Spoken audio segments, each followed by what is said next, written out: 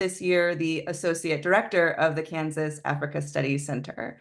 And it is in that capacity that I am very happy to welcome you here to the book series talk, where I will be interviewing Associate Professor James Yeku about his relatively recent publication, Cultural Netizenship. James, are you still an assistant professor? Is that due to change very, very soon, I'm sure? James is an assistant. Not until July. Okay, yeah. James is an assistant professor of African American Studies at KU. He received his PhD in English from the University of Saskatchewan in 2018 and joined us a year later. He leads the Africa Digital Humanities Initiative at KU. He's published all over. He's published a book of poetry, where the Baedeker leads. And this book, Cultural Netizenship, was published by Indiana University Press in 2022.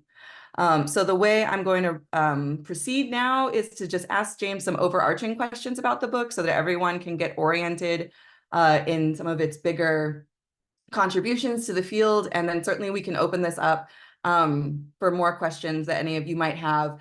I don't know, maybe by show of hands for people that have a video on, have people read this book already? I think we should just not take for granted that we all have and jump into it together. I think one thing that I really loved reading it was there was so much that just felt familiar to me as just like a denizen of the internet. But then there were also so many wonderful little gems from corners of the Nigerian internet that were completely new to me. So I hope that this will be accessible, whatever kind of background you're bringing to these questions.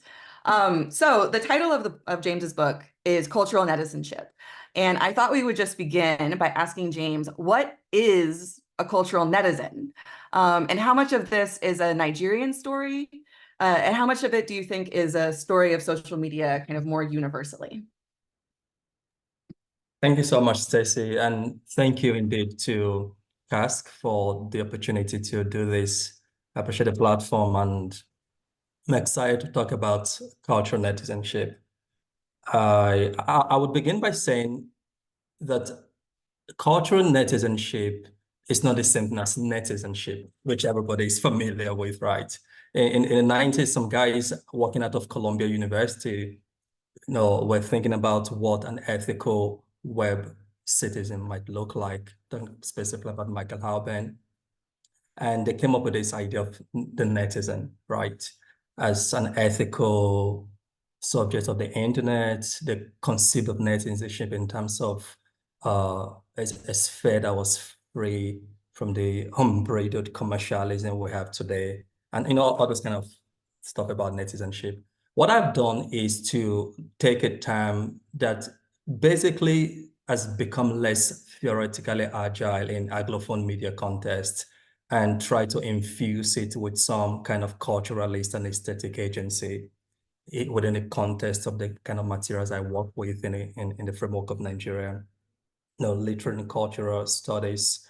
So while netizenship is kind of tied to the affirmation public sphere and all its limitations, cultural netizenship is more or less a theory of cultural studies, more or less a culturalist approach to what it means to be a citizen of the internet. So yeah, I'm thinking about cultural productions. I'm thinking about the platformization of popular forms online. I'm thinking about how the internet, especially its commentary affordances on Web 2.0 platforms, open up spaces for more symbolic participation in the arena of politics, using things like silly objects, if you like memes, selfies, and cartoons, GIFs, and what have you.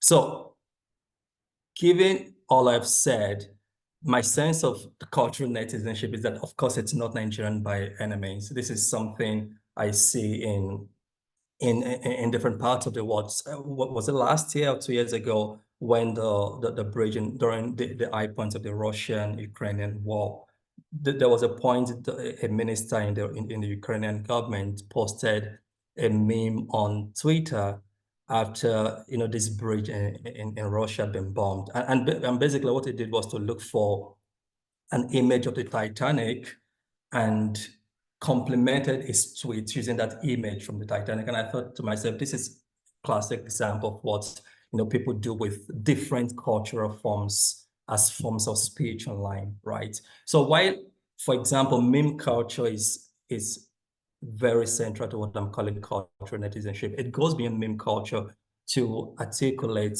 the different valences of cultural productions and their platformization on social media. Can you give folks more examples of what that looks like? You start the book off, or the second chapter anyway, with the wonderful kind of reappropriation of old Nollywood into new meanings. So there's a lot of examples of how kind of older artistic and popular culture forms are being repurposed and really don't just take on new meanings, but new life altogether. Why is that important, this relationship to older media, and what's going on that's different? Yeah, I mean, I think it's that logic of intermediality that social media throws up. My sense of this is how media forms are usually in conversation with one another. There's a logic of remediation on the one hand, but more importantly, I'm thinking of the interconnections and intersections between different media forms. So for the chapter you mentioned, I'm basically interested in how if a phase of or an era of the Nigerian video film industry, what some people call old Nollywood, becomes repurposed online. And it's not necessarily, limited or consigned to the Nigerian experience. A lot of people who circulate old Hollywood nostalgias who repurpose them. So remix culture is central to forms of cultural productions on the internet and social media. And that's why in that particular chapter, I'm basically interested in how this era of the Nigerian film industry that seems to have passed becomes resurgent online, especially among a generation of young people who necessarily were not even part of that ferment of the Nollywood era. And repurposing these images, using them in different ways, giving new lives and vitality to them became important for me, especially because some of these new narratives became implicated in how people were pushing back against different kinds of hegemonic subjectivities. There's an account I discuss in that chapter. This person calls herself Young Nollywood. I was interested in what it means for old Nollywood images to be shared by a young Nollywood account. But what is more interesting is that this account is highly invested in the expression of feminist subjectivities. So this particular user goes to old Nollywood clips on YouTube and create this expansive archive of old Nollywood clips and then reinfuses them with new interpretations that express our own feminist desires. And I thought that was really fantastic. But of course, ultimately, the goal of content creation, everybody knows, is the accumulation of followership and ultimately capital, right? So what she does is not just, ideological at the level of expressing her own politics, but she's ultimately getting followers and hopefully, targeting, ads at them, and the whole idea of monetizing content online eventually comes in there. So for me, it's about cultural netizenship is about is contingent on the ability to use cultural forms, so that from the past or from the present, to express new forms of subjectivities. The popular cultural is central to it, but also because you're drawing from other images and other eras, and this intermediate archive that you're building, you're also invested in a lot of remixing and repurposing.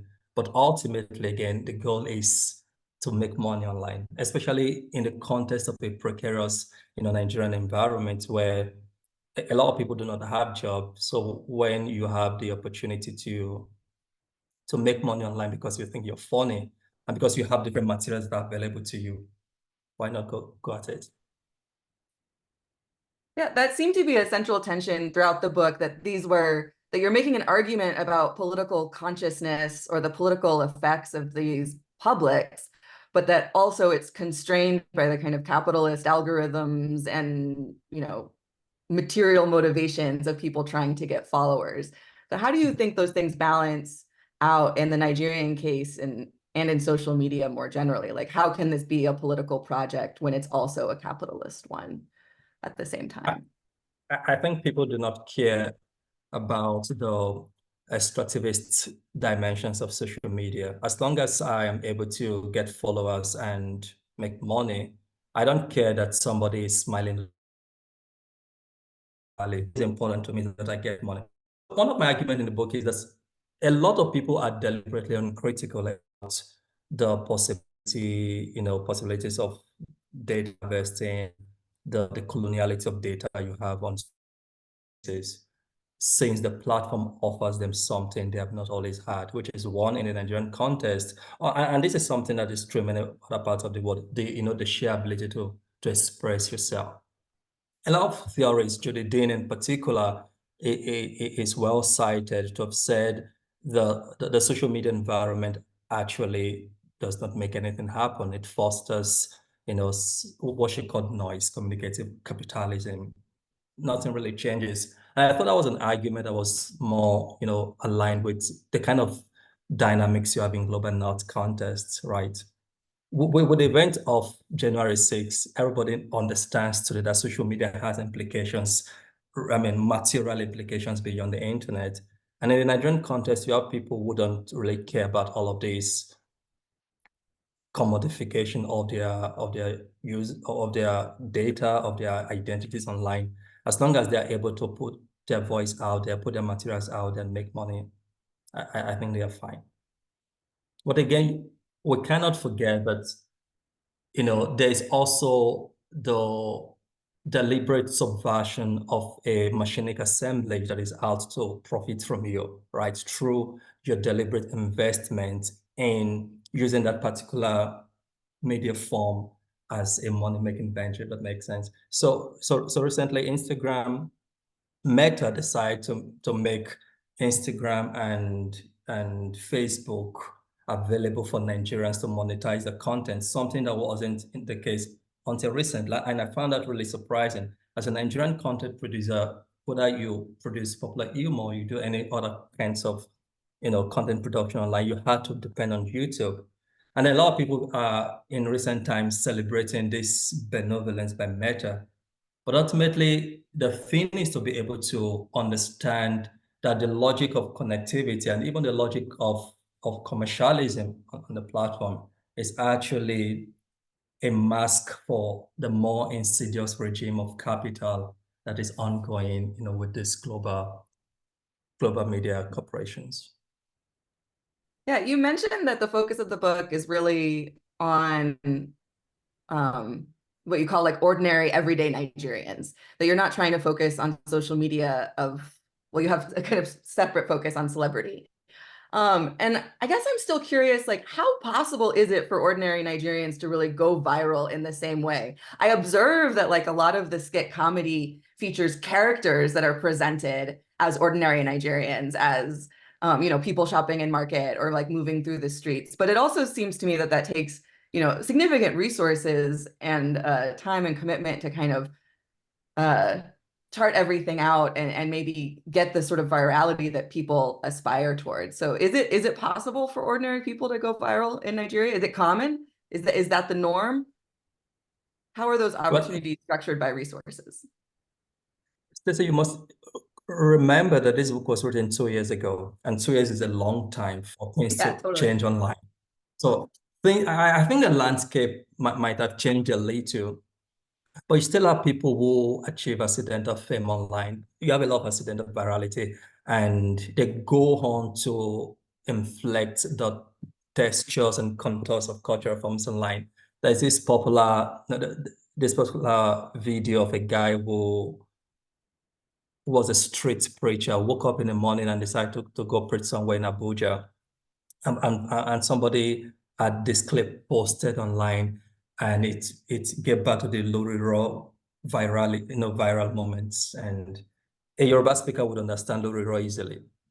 Now, if I were to make a skit online, a comedic form, I could easily draw from this particular sonic form, this viral episode has thrown up.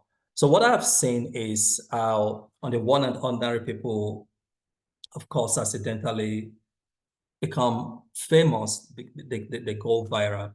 But in more recent times, what started out as an ordinary adventure for people without no social capital is fast producing a massive industry, such that these everyday people are no longer everyday people today. These are guys who understand the power of visibility online. These are guys who understand the part the metrical the metrics of their online labels. So somebody like Kanye West said, who just merely took grabbed a camera and shot a viral, no longer just does that accidentally. You're deliberately, invested, for lack of a better word, in that, process of actually shooting yourself into virality. The aim, therefore, in the current era, I would think, is to shoot yourself into virality, but you are consciously doing that now, right?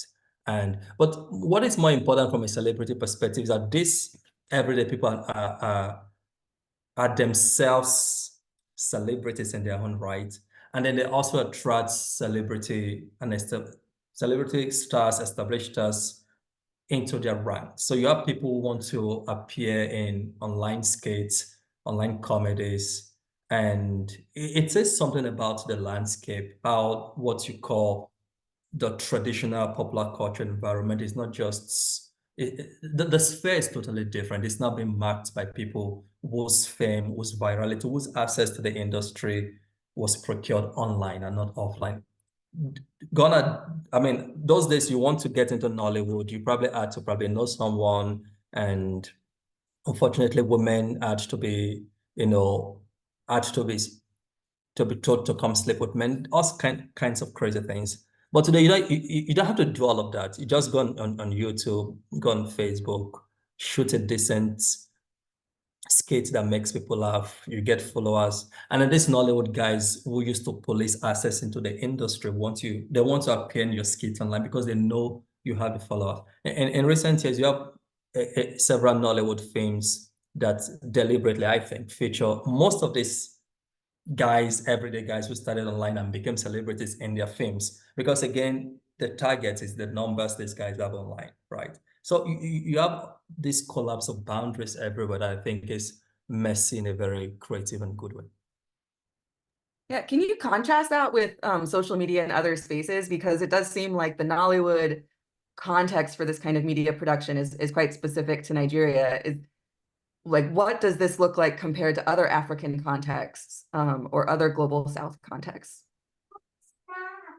So I think there's something melodramatic about Nollywood that makes it congenial to meme culture, that makes it congenial to the kind of cultural forms that circulate on social media. And you have that carryover, right? Such that you kind of think about how people perform cultural selves, performative selves online without thinking about Nollywood itself. So for me, I see this aesthetic continuum, if you like, between Nollywood and this social media terrain I'm describing as cultural netizenship. I do not know that that's necessarily the case in other African contexts. I know there's something called Gallywood, the Ghanaian, film industry.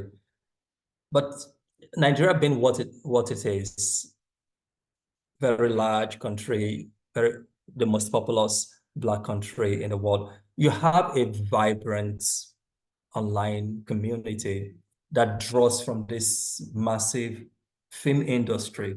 And what is produced by that interface is an aesthetic continuum, so to speak, that allows you to have people and materials circulating in both directions.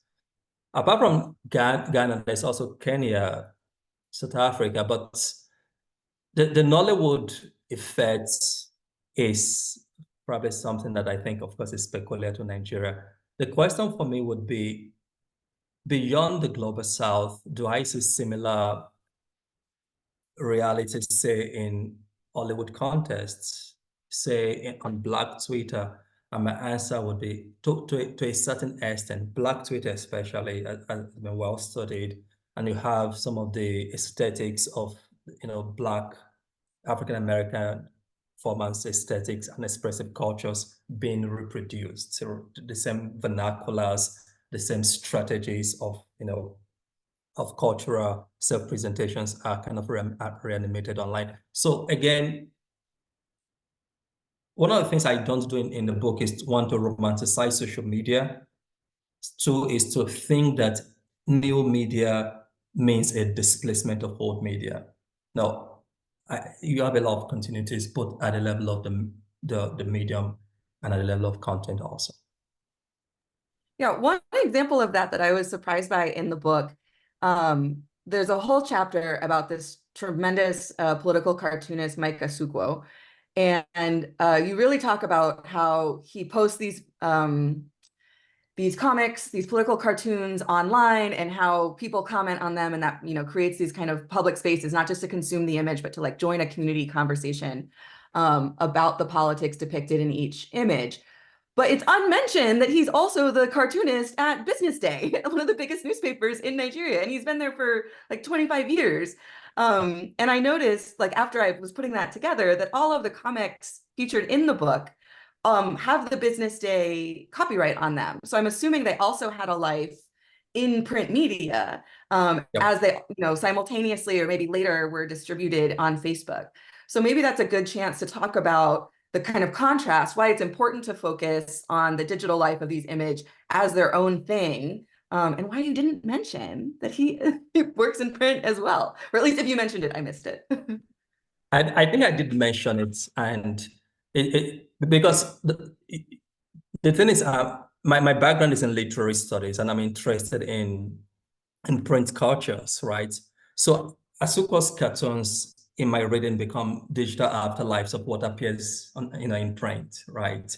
And again, it's also that opportunity where you basically think about the continuities between all of these media forms. So the continuity between print and the digital. And also to say very importantly that we always need to keep in mind the links between the digital and the non-digital, right? Most of the time we tend to think the digital world is separate from the non-digital. But of course, these two words are imbricated. And Asuko's cartoons, the chapter on Asuko really make that point very, very legible. But the point about his cartoons is essentially to say that the kind of publics convoked by his cartoons on Facebook and on Twitter are not the same as the ones you have, say, on the pages of Business Day. And for me, that's really telling, especially in terms of how you find a more engaged, a more engaged audience that comes with some kind of contributory praxis to the interpretation of Asuko's textual forms. So for me, those are the kind of argument I wanted to push in relation to those cartoons. But again, cartoons are not necessarily, of course, they're not they're not born digital objects in any way, right? But I was interested in the born digital works of Asuko that later transition into print spaces, right?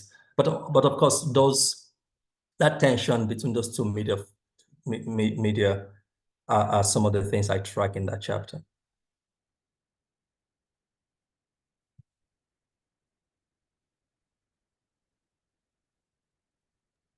Sorry, I lost my mouse for a minute. I'd like to welcome questions from other participants that are here. You're welcome to turn on your video or audio and jump in, or just feel free to put anything in the chat if you want to ask questions of James about this research or about the kind of bigger implications that it has. Please feel free.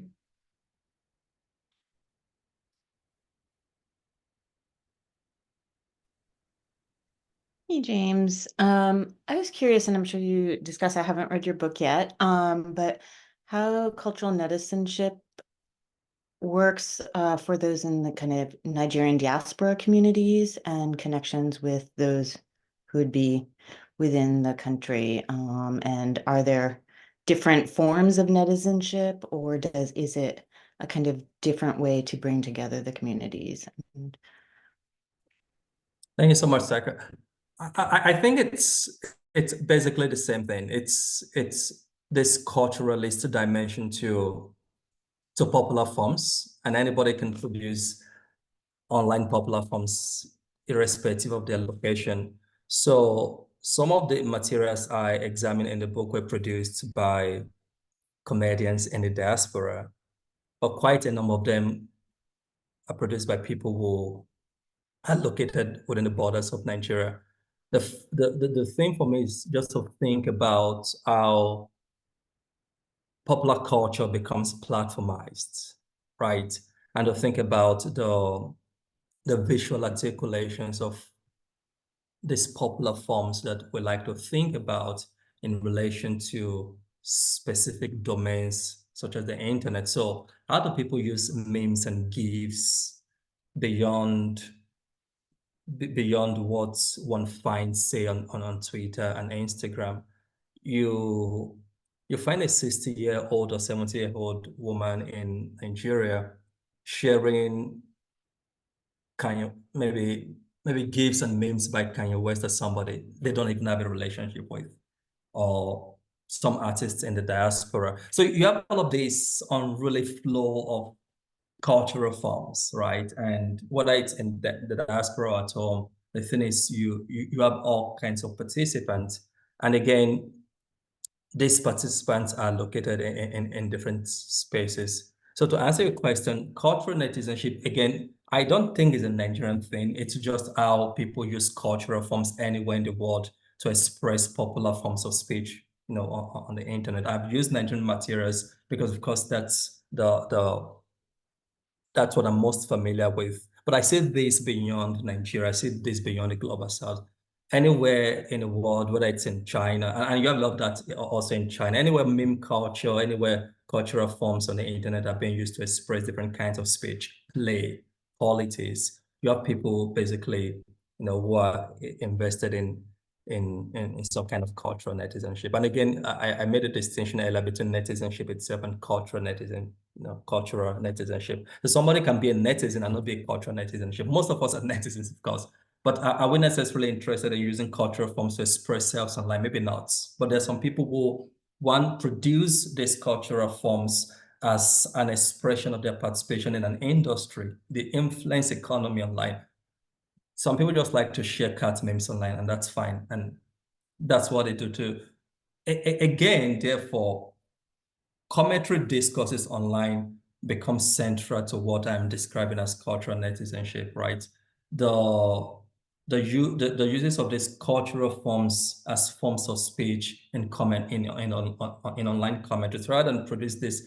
I mean, things have changed. The days of the limited characters on Twitter and all of those things are changing with the Musk era.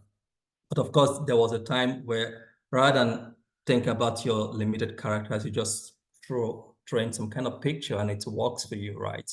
But you're right, you have these productions happening across locations, transnationally. You have people who, and of course, the fact that they are consumed at that transnational level might be a reflection of the medium, right? But it's also this attention to how media forms popular culture are not necessarily consigned to specific spaces and geographies.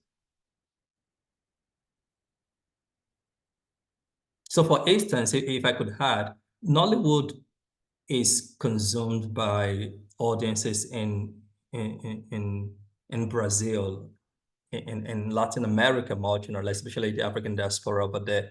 And then you have some of the most iconic Nollywood memes on social media today catalyzed, having their digital live words activated by somebody in Brazil, right? So the first set of Aki and Popo memes are popular Nigerian, again, Nollywood memes you find on social media. But the first person who started archiving these memes was actually a Brazilian woman who decided to just bring these memes together because she loved watching old Nollywood memes. So today, old Nollywood memes of these particular characters are all over the place, but their digital afterlives and life works were, catalyzed by someone in the diaspora who probably has no connections with Nigeria. So for me, that's fascinating how these Nigerian images, these Nigerian clips circulate in spaces and environments that are external to Nigeria. And of course, I think what that does is to expand the globalism of Nollywood itself. And so when we think of the Netflix effects, right, on Nigerian film cultures, you also think about the meme effect today. And I think that's really interesting. Thank you. I agree. Yeah. Thanks, Yeku. So this question got me thinking about the in Nigeria part of the title. So like what constitutes a Nigerian cultural thing? So you gave the example of people consuming or participating in the creation of content and reworking of stuff that's kind of Nigerian in its content from some non-Nigerian in some way location, if you will. I mean, those are debatable. But what about is the cultural netizenship also about reactions to things kind of regardless of content? So the online, the creation of a material trace, like a thing in the chat about some cultural object that's not necessarily Nigerian in its origin, like it could be like any kind of clip, but it becomes Nigerian through the uses to which people put it in the Nigerian context, or kind of Nigerianize this other kind of object. So is that also part of what you're interested in, or you're interested in primarily in the material Nigerianness or the psychological or response Nigerianness?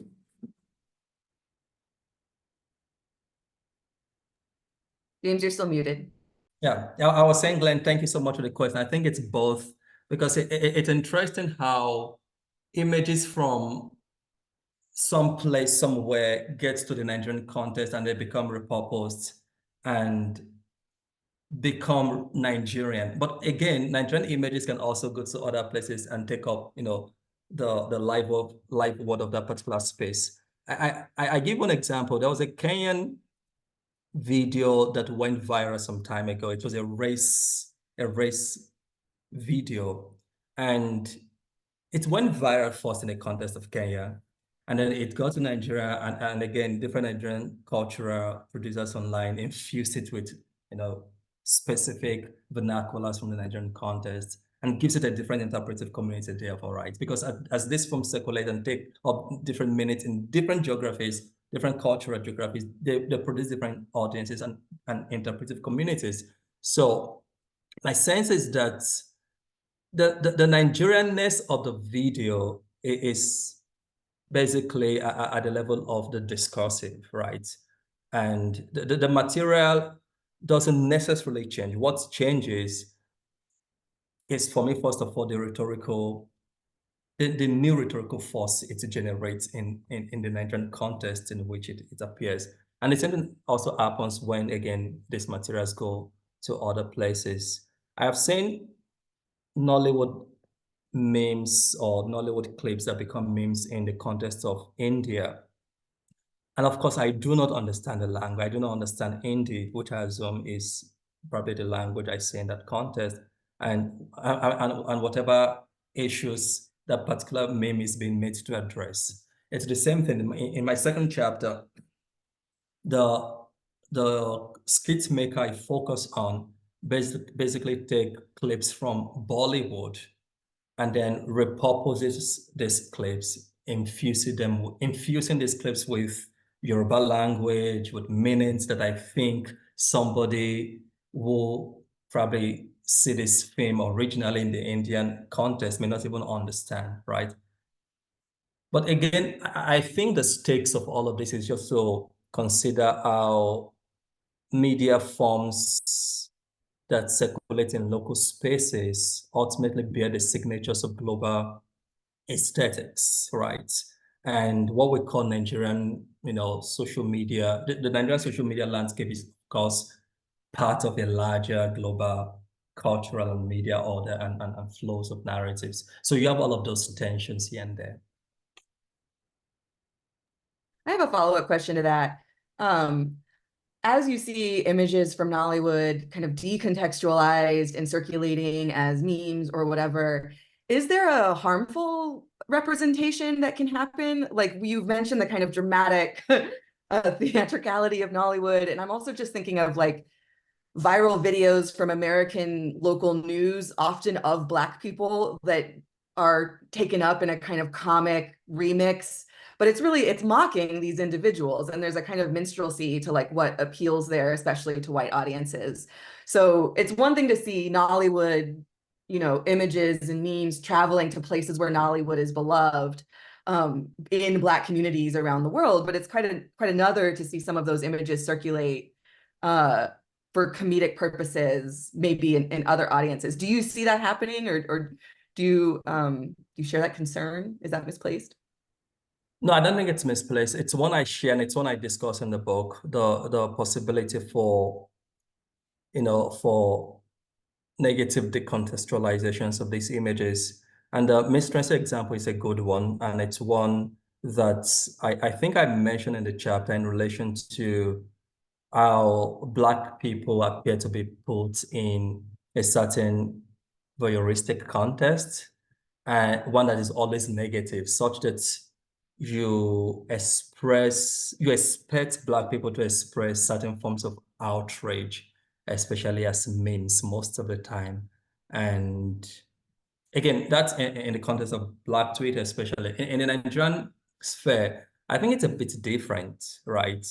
The beloved faces of Nollywood memes, Aki and Popo, are adults, but they're diminutive individuals, right?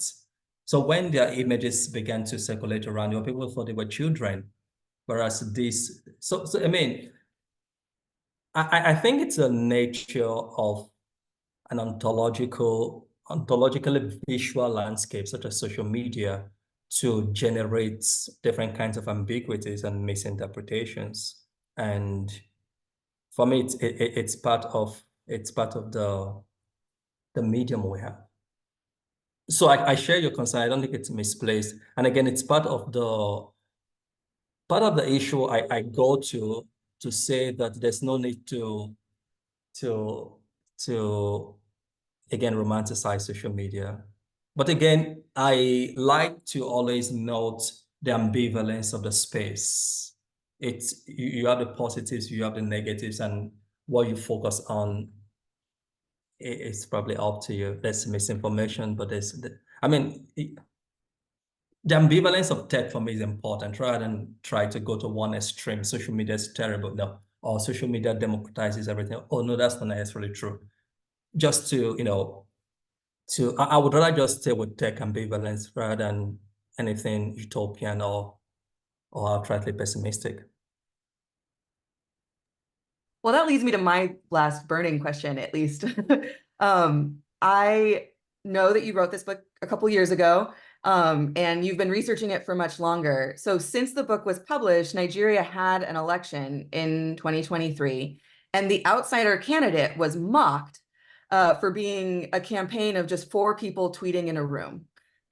And it seems that your claims about the kind of digital publics of Nigeria has something to lend in terms of how we can understand Obi's candidacy or the kind of dismissal of social media writ large, but also the potential. Because I think a lot of people would say, even though Obi didn't take the presidency, he, showed a certain kind of strength. So since the book didn't have the chance to address all of that, I was wondering if you could help us make those connections today.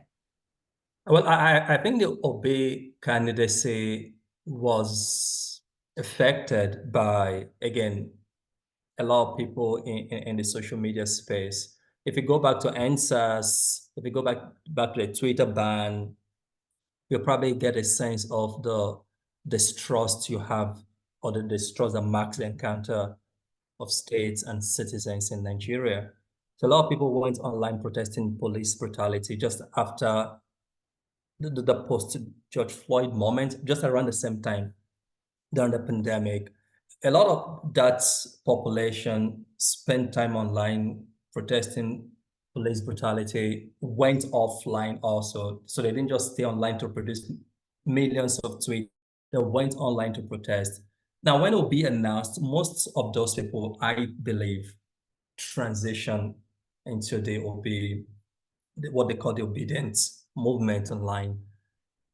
So definitely, I think the obedient movement, rely a lot on the energy of youth and social media. But my own interest is not necessarily to look at the OB from the perspective of cultural netizenship, because really it has very little to do with that. My interest was actually to look at something else, which is something I've been thinking about more recently, and that's the idea of censorship online, outrage, forms of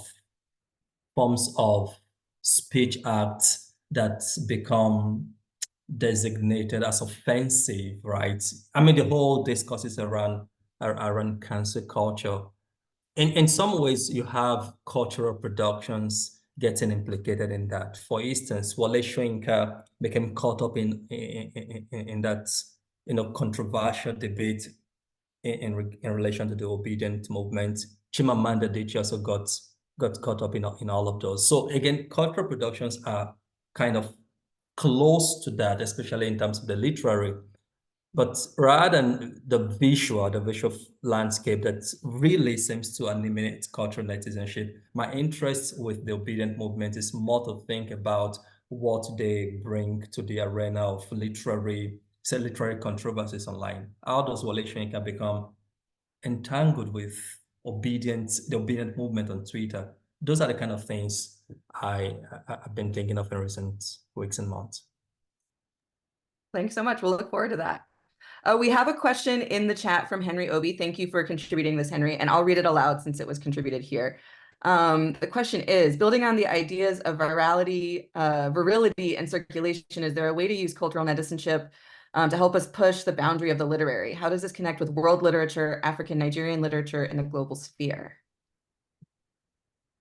Yeah, thank you so much, Henry. I think ultimately having an expansive, a capacious understanding of culture means we can think beyond the visual, to think, for instance, or consider the literary. And that's something I also mentioned in the book, that lots of people online would not share memes and GIFs and selfies. They simply write short stories and poems as part of their expression of cultural netizenship, because ultimately it's the assertion of a symbolic agency, of the symbolic form as a form of speech, right?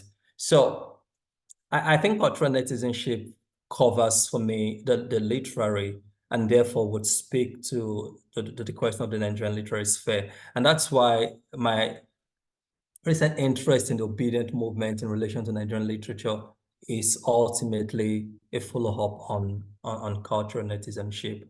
And something else I might say about that is, sometimes I think, despite all my caveats about not romanticizing the platform, about the coloniality of data and what have you, I think there's still a sense of romanticization in the book, right? Like, the selfie is not always narcissistic. You can just post, an image online, and you have a community of people discussing politics and resisting this and that. So in this new work, I'm actually interested in something that is less sensational, I feel like, something less, patronizing and romanticizing, to think about those kind of negative things around the uses and abuses of images online, but in the context of literature. So I would think those connections are there, if only because, again, that people who do not produce visual forms online, they just stay with the literary. Can I haven't read the book, so this is partly a point of ignorance, but you've emphasized, it seems to me, the visual dimension. And I was wondering, if I think of Nigerian cultural production in the moment, of course, music is huge and has been huge for a long time. So how much do you consider the kind of auditory register, or the passing around of things in that dimension? It's not necessarily visual, although it's often paired with it, of course. And it's interesting to link the literary and the visual, because the literary and the auditory are somehow another way of doing things too. But anyway. Yeah, no, that's very important, Glenn. I recently gave a talk somewhere where I discussed what I called what was it? The sound of memes. And I was basically interested in memes as sonic forms. And again, what I do in the talk is to think about all of these auditory dimensions to meme production.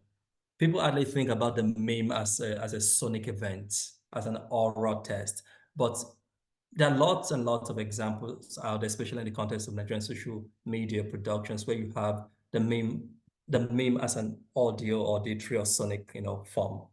So I think your question is valid, and it's something to think about more and more as we,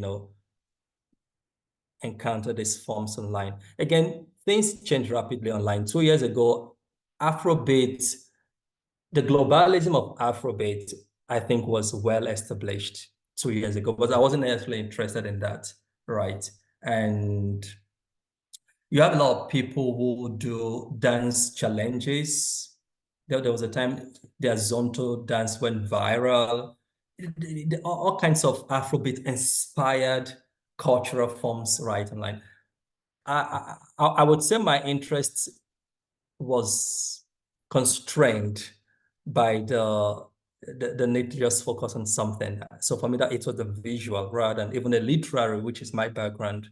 But there's something in that, Glenn, and I think there'll be more work others are either doing or will do on that.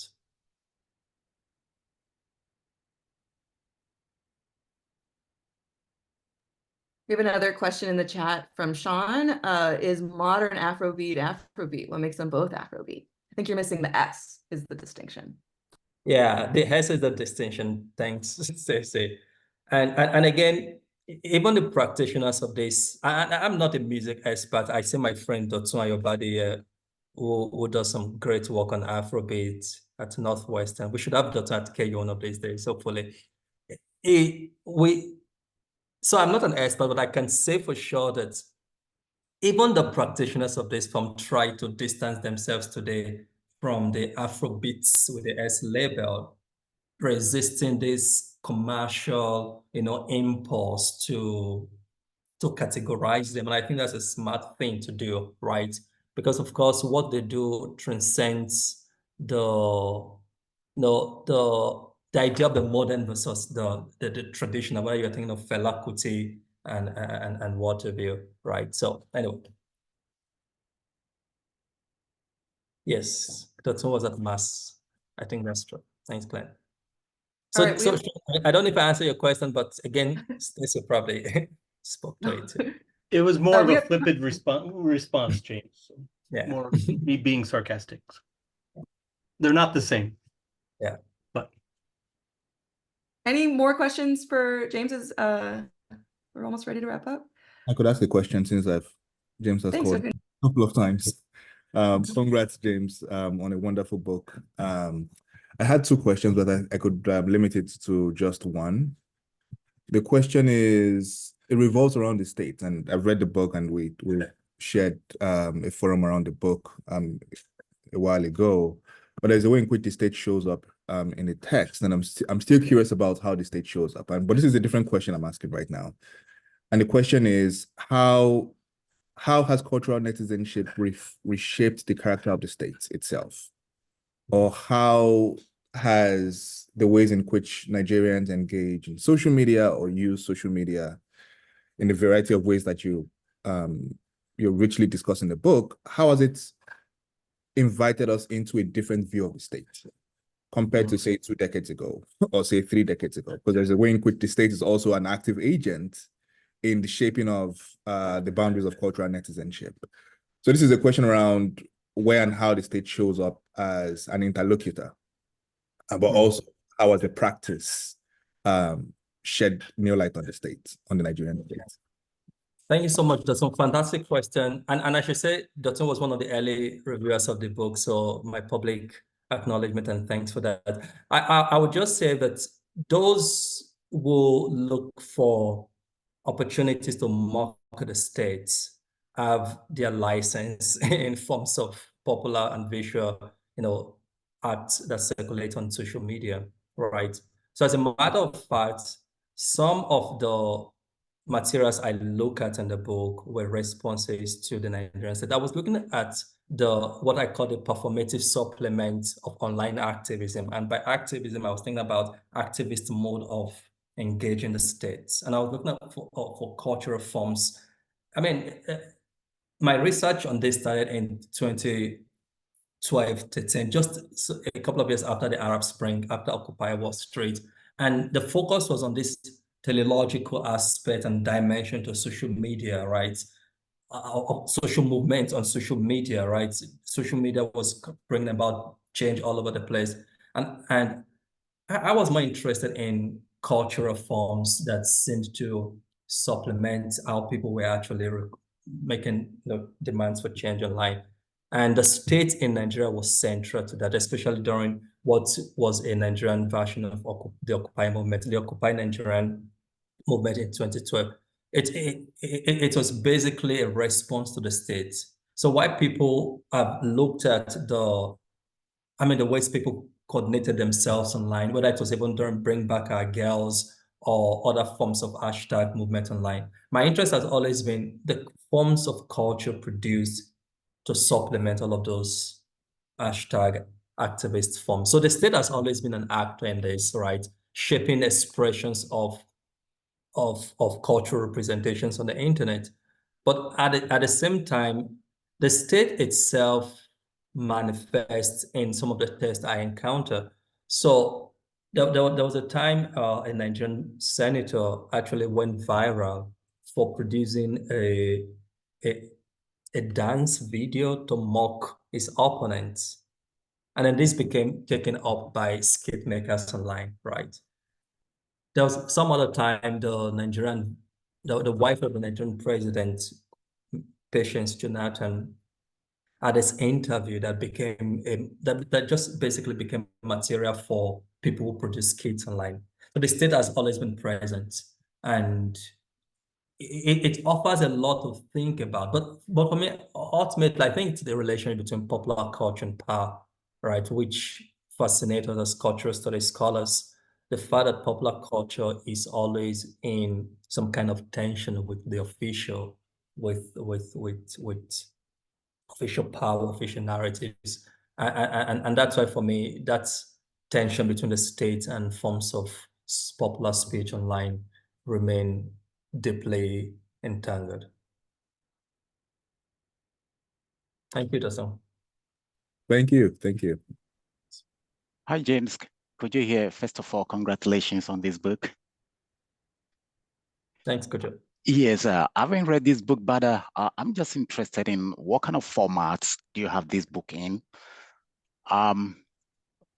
Is it print copies or do you also have in e-copies or what?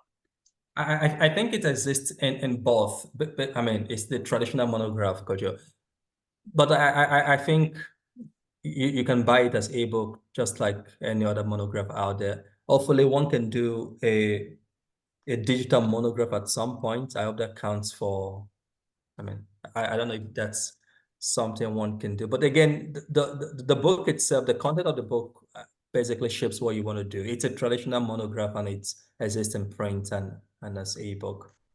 The digital monograph would be interesting, but I don't know if that's something one needs for a material such as this. It would have been interesting, though, Kojo, to think about having a book like this solely online. Again, I wanted promotion, so I was thinking more traditionally. That makes sense. Yeah, having it in both formats is good. So I was just curious about because these days a lot of libraries want e-copies, that goes far. That's why. So in both, so I'm going to reach out to see how I can get one for the library. Thank you. Thank you so much. Good job. I did just do a Google and it's available as an ebook. I'll put that link in the chat and maybe that's a great place to leave off today. James, any final thoughts? A final meme you want everyone to look up once more as they go on to their days? I think the final meme is probably that popular meme. Thank you. Thank you everyone for showing up. I appreciate your time. It's around 7 p.m. here in Berlin. It's almost time to go to bed. So if you don't mind, I'll just say bye-bye. But thanks for coming. All right. Thanks so much, James, for sharing us with us today, and congratulations on this tremendous achievement. Thank you so much.